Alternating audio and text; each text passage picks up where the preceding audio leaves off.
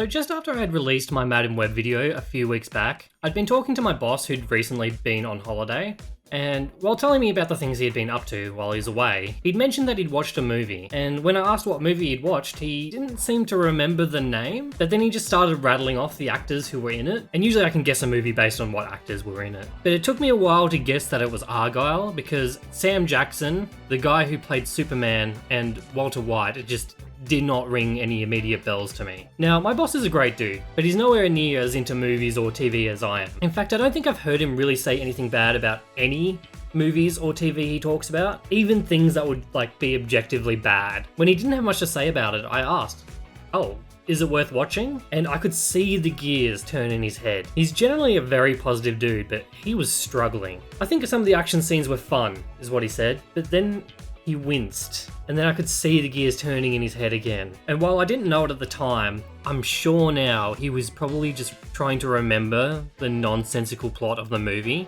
And eventually he said, "No, probably not." I was intrigued. This movie had somehow left a bad impression on someone I'd known up to this point to only be positive about the media he watches. This movie had to be special. So when I got home, I looked up to see if it was still playing in cinemas, but unfortunately it wasn't. I was stuck in the 8-week limbo between cinemas and home video release. So I went to watch some YouTube, but then somehow a little video popped up in my feed. The entire plot of Argylle, the worst movie ever made, by Austin Archer. It must have been fate that delivered this video to me, or Google listening to my conversations and tracking my web history. And after watching the entire 53-minute video, I thought to myself, Jesus, this movie gave this dude an existential crisis, but surely it can't be that bad, right? Madam Web was a movie made by a first-time movie director that I'm sure got railroaded by the studio and executives into making a product so soulless and shit it defies explanation. But Argylle was made by Matthew Vaugh, the guy who made Kick-Ass, the guy who made one of the best X-Men movies, the guy who made Kingsman, which is one of my favourite movies of all time. And yeah, Golden Circle wasn't great, but it was a movie that had a 4-hour-long initial cut and had to be Frankenstein down into a palatable movie. And The Kingsman was not good, but it was certainly a movie that had its moments. And just as a side note, The Kingsman teased Adolf Hitler in the end credits scene like he was the next big bad guy in a Marvel movie, which is just so hilarious because I can't tell if this was done as a joke or not. If it was a joke, it was really funny. If not, then I think it makes it funnier. So when I look at Matthew Vaugh as a director, I know he isn't a bad director. And he can direct good action. Even his worst movies have a sense of style and a frenetic kind of energy that's contagious. And hell, even in the first 30 seconds of Argylle, I thought this movie was going to have at least that. And then I saw Henry Cavill's haircut. So the date is Friday, the 8th of March. My football team is playing their first game of the season, and I don't have work tomorrow, so naturally I have a couple of bevies. The Blues win the game by a single point in a nail-biting finish, and looking for something to do after watching the game, because my heart is still beating, way too hard, I need something to settle down. I see that Argylle is out on streaming. Half drunk at this point, I had completely forgotten anything and everything I'd heard about this movie beforehand, and decided to give it a watch. I'd gotten about maybe a minute or two into the movie, and there was a car grinding sideways on a building like it was in Tony Hawk's Pro Skater, and I had to turn the movie off. I don't even think I was that drunk, but once I saw that, I just started feeling very nauseous. So I decided to put on something a little less nauseating, and then I'd try again tomorrow when I had some more brain power. I certainly hope you dance as well as you dress. There's only one way to find out.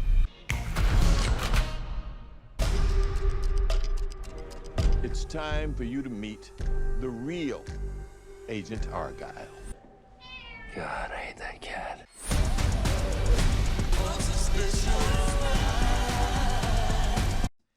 Yeah, I have very mixed feelings. This movie is very hard to talk about because, well, it's a mess. But while I was watching the movie, I did make some bullet point notes, so I'm just going to use these as the format to the video and hopefully be able to convey the range of emotions I went through while watching this movie. So this one is fairly self-explanatory. I was having a pretty alright time for the first 20 or so minutes. I wasn't hooked, but I wasn't having a bad time. I mean, the car skating scene was still kind of egregious, but it was in the context of happening in the fictional book that the main character was writing, which at the time made sense. It won't later. But for now, the plot of the movie is about Ellie Conway. She's a writer whose books have been mirroring almost exactly the events that have been taking place in the espionage world that she should have no knowledge of. And of course that could be a problem for certain people. So while going to visit her mother on a train, she is intercepted by Aiden, played by Sam Rockwell. It was after the 20 minutes that the second major action set piece happened, and this one taking place on the train. There's a solid idea behind it, but the editing is so jarring, it just ruins the entire thing. So for context, we see the majority of the fight through Ellie's eyes. Every time she blinks, it swaps between Sam Rockwell and Henry Cavill doing the same fight. The problem is that the blink transition is really annoying, and it happens a lot. And while the fight choreography and matching is done well, the actors' sizes don't match each other at all, resulting in some really jarring cuts. And it's a shame really, because there's some cool stuff being done here, but it just doesn't really work for me. The next major problem that popped up around this time was the dialogue. It's just kind of bland. I kind of expected it to be a bit more like snappy. Like the characters are making jokes, but it just kind of feels like Marvel quips, but like the good ones from like Thor Ragnarok. More like the badder Marvel movies like Quantumania or Love and Thunder. It really just kind of leads into the tonal problem that this movie has, because it just feels uneven. The lead characters don't really have that much consistency to them. Like Ellie changes throughout the movie, for story reasons, which is understandable, but it really makes it hard to relate to her character. And Aiden is just like a straight sociopath, so we can't really relate to that either. And also because of the story's need to like withhold information from us so we can have twists, we don't really know what his motivation is for anything. So for most of the story, it's impossible to like relate to Aiden or his goals. Throughout the movie, this fucking cat in a backpack is like comped in and it looks like arse, and I hate it. And I don't know why it's in the movie, to be honest, other than to be like a mascot used for advertising. So the worst part about it is that it's just distracting. Like every time the cat in the backpack is on screen, I can't help but look at it instead of actually like paying attention to the movie, because it's off-putting. And maybe it's meant to be like a kind of funny thing, but I don't understand. I don't like it. So they do a second action scene that includes the actors swapping in the middle of the action scene, kind of like the other one on the train. At like no point does this ever look good, which makes me wonder why they did it twice. The first one wasn't good, but I can chalk it up to like an experiment, and it's not like the worst thing ever, but doing it a second time just bugged me like a lot. And I just have to know, like, did they do any previs for this movie's action scenes? Like, if you don't know what previs is, it's like where a scene will be like crafted and like roughly shot to see if it can be done before actually committing it to the movie. And like, I know Matthew Vaugh has done this before because I've seen the one that they did for the bar brawl in Kingsman. And like, I understand good action is hard to direct, but this is usually one of the areas that Matthew Vaugh excels in. When the second action scene happens and like they're doing the same thing again and it still looks bad, it just bugs me so much more than it probably should. Throughout the movie, there is some really terrible like use of slow motion.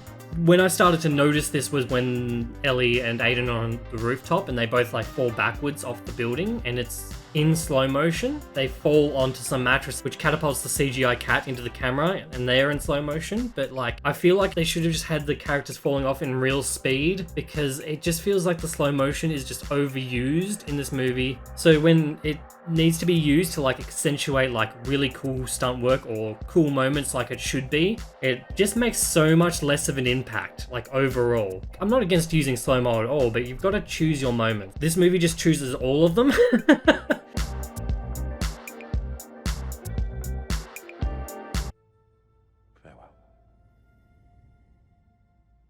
So, Henry Cavill is in this movie, and he's been playing Agent Argylle. He's kind of been appearing to Ellie throughout the movie, firstly through the action scenes where it feels like maybe Sam Rockwell is meant to be Agent Argylle, but then that's kind of like explained away as... Actually, I don't know why he appears in the action scenes as Sam Rockwell, now that I think about it, because he's not Sam Rockwell. But basically, what he is to Ellie is kind of like the part of her mind that really like retains the memories of how to be a spy after Ellie's accident. And it turns out that Ellie is actually Agent Argylle. So any of the things that Argylle did at the beginning of the movie actually happened, but it was Ellie who was doing it. And then after that's kind of revealed, then he kind of becomes like a little mentor kind of thing to her for a little bit, which is really weird, but whatever. And then like I can see what this movie's going for, but then he just kind of leaves the movie.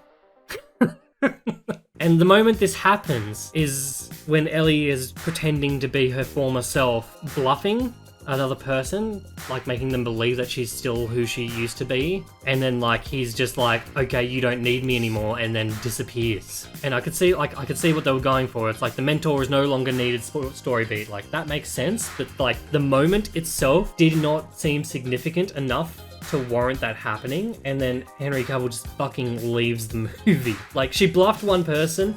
I don't think she's ready, and she's obviously not, because she drinks tea that's laced with sedatives like 2 minutes later and then gets captured. And like even I could tell that drinking the tea was a bad idea. I don't know how anyone did this and was like, you know what, I don't think I'll have tea. Like maybe you have tea, I won't have tea just in case. It's fucking absurd.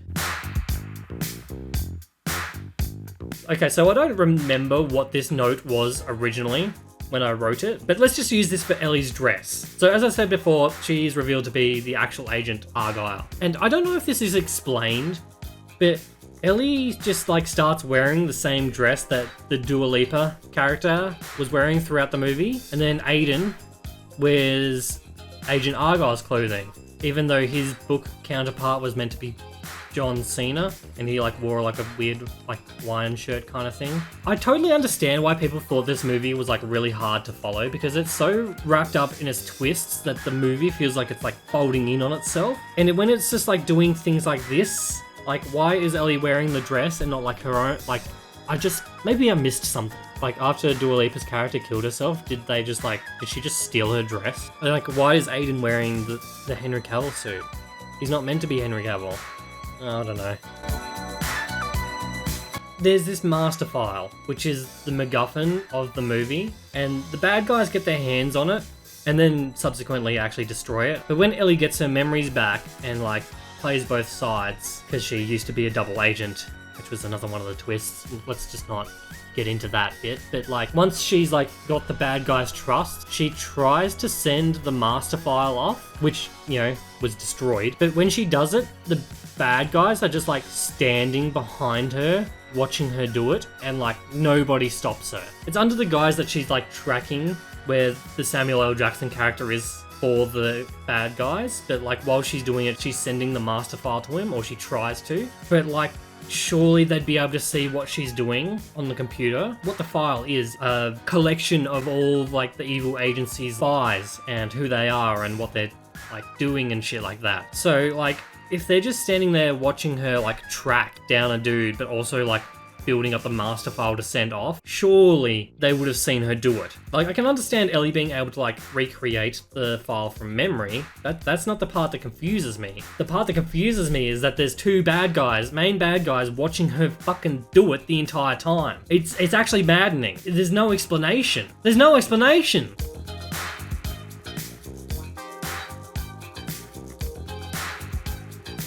So one of the major action set pieces takes place in this room where like a bunch of oil is just spilt on the ground, and everyone puts their guns away out of fear of igniting the entire room in flames, because obviously that's the smart thing to do. So Ellie, using her prior history of ice skating, sticks some knives to her shoes and ice skates around the room on the oil. This scene is so fucking stupid, I don't even know where to begin. There is no fucking way this would ever work. Ever. And so even if we are able to suspend our disbelief to the point of accepting that this is actually happening, it doesn't really look good enough to save it. And look, I propose one little change. Instead of ice skating, why not make it rollerblading? Like, not only would we not have to like suspend our disbelief to an unrealistic degree, but you wouldn't even need to change the action scene at all because the two things are so similar. And you know what music genre is heavily associated with rollerblading? Disco, which is the same genre as the soundtrack to this movie.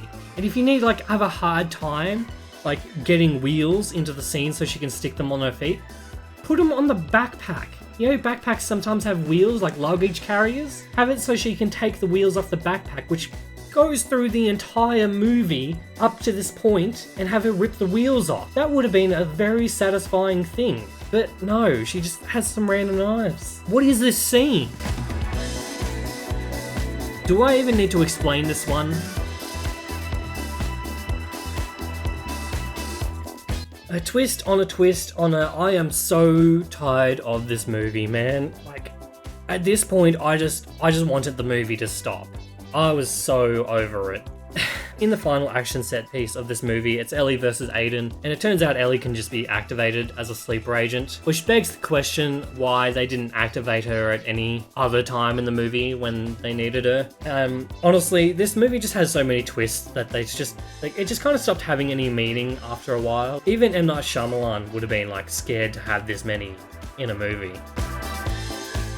But of course, there is one more twist. So, a character that was shot during the beginning action sequence and was presumed dead because they were quote-unquote shot through the heart and has not been seen since that point, shows up out of nowhere and saves the day. And I mean, to be fair, she is mentioned once when someone mentions to Ellie that, like, the woman died in real life, so they didn't bother changing her appearance for the books, which was such a weird thing to say. And it's a twist that probably could have worked if they were given enough time to give a shit about this character, because she only had like one line of dialogue before she died, and like, who cares at this point? This is probably one of the most egregious examples of like a Deus Ex Machina that I've ever seen. And yes, I know it was technically set up, and that setup was kind of being like throwaway line in the middle of like fourth or the seventh twist of this movie. I don't remember where. Her showing up to save the day at the last possible second is not in any way a satisfying payoff. The first two acts of this movie aren't the best, but it is watchable. But the entire third act of this movie is just like, it's just absolute nonsense. It sucks.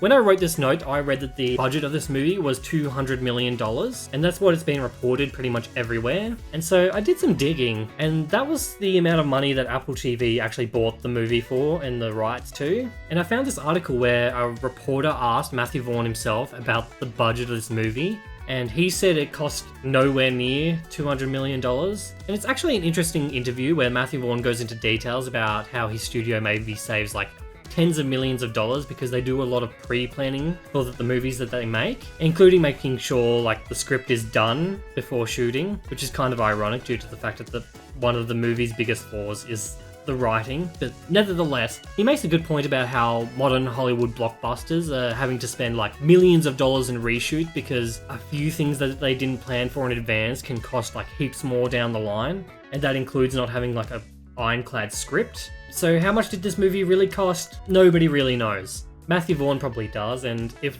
you go by how much his movies usually cost, it's probably somewhere between 90 to 110. This one looks a little bit more, but who would know? All we know is that Apple thought it was worth $200 million, and that's how much they paid for it. And it didn't make them nearly that much money, so where did this movie go wrong?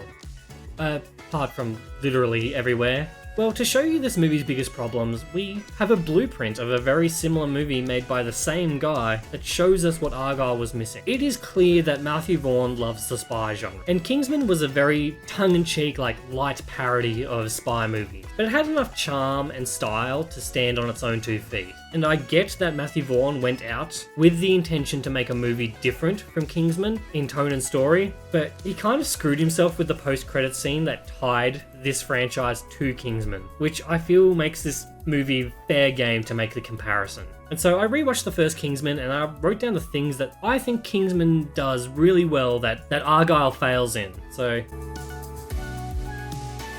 despite the kind of unreal nature of the movie, the 2 main characters of Harry and Eggsy, they feel real. I get real emotion from seeing Harry's regret and sorrow for being the reason that Eggsy's father is dead, and it's real emotion.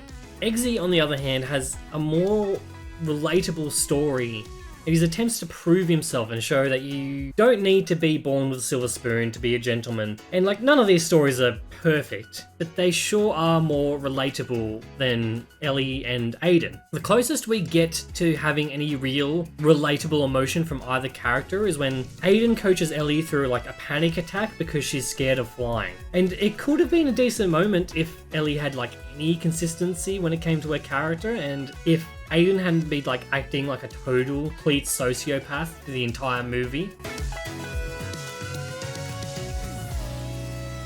Every actor in Kingsman is used to perfection. For example, Michael Caine is in this movie sporadically for 5 minutes of total screen time, I reckon, and his portrayal is memorable and his subsequent death is satisfying. Mark Strong is Fucking spectacular! Honestly, anyone who gets more than a couple of minutes of screen time is memorable in this movie, with maybe the exception of Mark Hamill, but his casting was done as kind of a reference to the comic the movie was based on. But honestly, Samuel L. Jackson takes the cake, his portrayal of the villain. He's billionaire tech CEO who's got a lisp and he cannot handle seeing blood. Despite that, his evil plan is a very bloody and violent one. Everyone who's watched this movie remembers this guy, and he's hilarious, and even if you weren't a fan of his character having a lisp, you certainly remembered it. In Argylle, Bryan Cranston plays the villain, and there's nothing to him. You've got an actor who played one of the most complex and layered characters in television history, and you gave him a role with no layers to it. It's very generic and disappointing. Catherine O'Hara is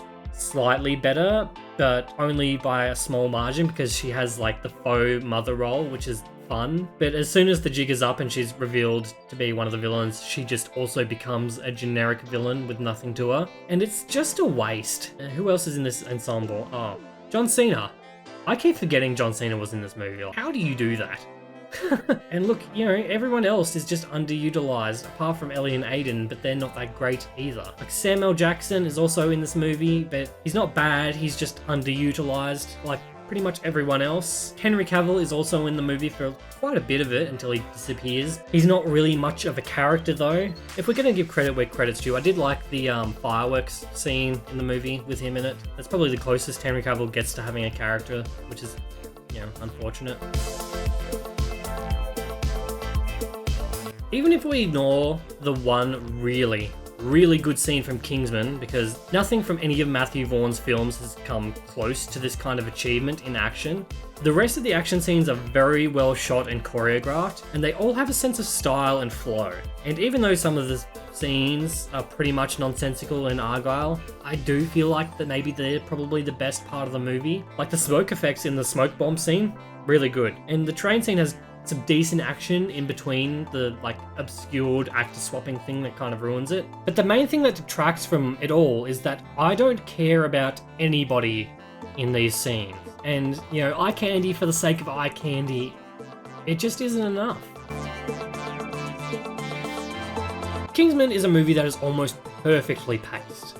It really just breezes by and feels like no moment is ever wasted. And there is always something exciting happening throughout the movie. Harry and Eggsy's plot works well in tandem to keep momentum throughout the movie, with the villain's C plot kind of filling in the gaps. Whereas in Argylle, there is just one plot with Ellie and Aiden, with the occasional B plot from the villains. And so the movie just doesn't have anywhere to go when the plot just starts to drag. Movie does really start to pick up the pace, especially during the third act of the movie, but that's when the plot just gets extremely messy. And even though it is the most fast-paced part of the movie, it's the part of the movie that I was just kind of wanting it to end. Because the movie's too bloated.